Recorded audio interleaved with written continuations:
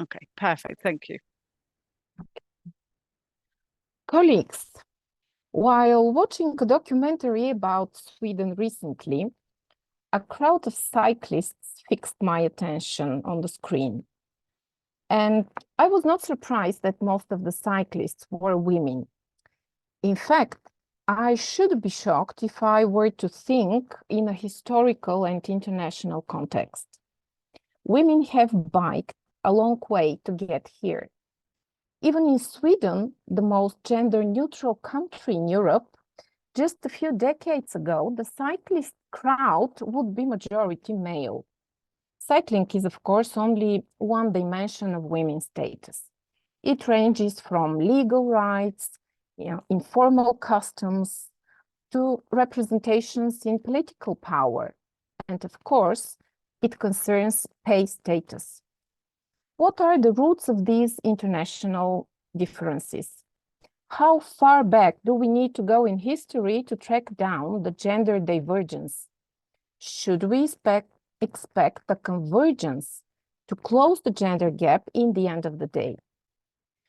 When someone mentions pay gap, you often hear another phrase as well: equal pay for equal work. It makes it sound like women are paid less for doing the same job as men, which means women are paid less just because they are women. There is a specific word for that, and it is discrimination. A huge body of research, however, shows that overt pay discrimination may only explain a small part of the gender pay gap. When you go to the store, you don't get a woman's discount. You have to pay exactly the same as everybody else. So, if it's not all about discrimination, why are women around the world paid so much less than men? The story in my home country, Bulgaria, is very similar to the experience in a lot of other countries. It wasn't very long ago that most women didn't work outside the home at all. When you go back to the first half of the 20th century, there weren't very many women in the workforce. Often, they were not as well educated as men. They either didn't go to school or simply could not finish school. Most of the women did not work for a salary, maybe except for teachers. 2/3 of those working had menial jobs, for example, on factory assembly lines or in offices doing clerical work. People understood that a woman might need to earn some money, but a career, that was entirely a man's job. And then, in just a few decades, things have changed globally. First woman to win Nobel Prize. Benazir Bhutto, first woman leader of a Muslim nation. First woman in space. First woman to run for president. There were many factors causing the pay gap to shrink, except for one. And I come here very nicely to what our previous speaker has said. What has stayed unchanged is that women bear children. They are assumed to be the primary caregiver, even as women became doctors and lawyers and heads of state. Society generally expects them to do most of the work of raising children.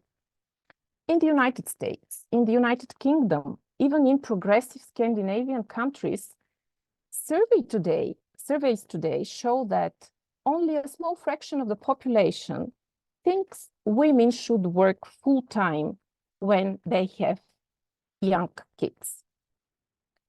When it comes to men, the expectation flips. It is generally assumed that new fathers should work full-time. Of course, there is still a considerable percentage of people and not just in our countries in Europe, but globally, who really think once you're a mom, you shouldn't be in the workplace. Even when a mother does work full-time, just like her male partner, she spends 9 hours a week more than him on childcare and housework. Over a year time, that's the equivalent of an extra 3 months of full-time job. And this is the heart of the pay gap. Claudia Goldin, a professor of economics at Harvard University, did a particularly good job on showing how childbirth affects earnings. And her job was worth winning Nobel Prize in economics in 2023. Professor Goldin has been researching why gender gap in wages still persists, even though it has shrunk over time.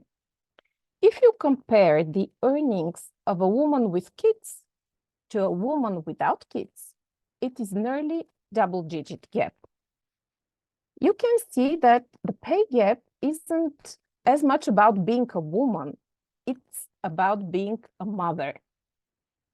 And the gender gap really is between women with children and everybody else. Professor Goldin calls this a motherhood penalty. Brilliant phrase for me. Some mothers, however, don't see this as a problem. As Gladys mentioned a few minutes ago, they want to spend more time with their children. They don't mind if it means making less money. Some women make a job choice based on the fact that they do want to have families. And there is nothing wrong with that. Presenting it as a penalty is a kind of denying, first, that women do make a choice. But often, women and men don't have the same choices. In my home country, Bulgaria, for example, there are twice as many single moms as single dads. And the root of this issue goes deep into how we understand family on the one side and mothers and fathers. And it is why the gap is so difficult, so hard to close. Over the years, the European Union has made progress towards gender equality. There is a specific index measuring the disparity of gender. It is called Gender Equality Index. It has surpassed 70 points for the first time since it was first issued in 2013. Nowadays, only Sweden has a score above 80 in the index. It makes this country closer, or the closest to gender equality. But Sweden only represents 2% of the European population. So we get here to the point, to the question, is closing this pay gap mission impossible? The case of 2 countries is around the world gives the silver lining to the question. I think I don't have much time to go into further details. I will only tell you the story, the case of Rwanda, a small Central African state. Rwanda is one of the poorest nations on earth. Until just a few decades ago, women were denied many basic rights. Before 1994, women were not allowed to speak in public. Married women were not allowed to open a bank account without the authorization of their husbands. A year later, however, everything changed. in just 3 months, 800,000 people were murdered in a wave of civil and political unrest. After the violence, the Rwandan population was 60 to 70% women only. So the shortage of men meant that women had to step into the workforce in huge numbers. They had to take on jobs that just a year earlier would have been unheard of. Imagine this means police, the military. Gradually, women were elected even mayors, governors. So women were helping their country to recover. The new government realized that to rebuild Rwanda, they needed women. So they immediately implemented a host of new policies aimed at empowering women. The preamble to the new constitution included a commitment to equal rights between men and women. It says that 30% of representatives of all levels of government should be women. Today in Rwanda, women hold 61% of the parliament seats, which is the highest in the world. They have labor force participation of nearly 90%.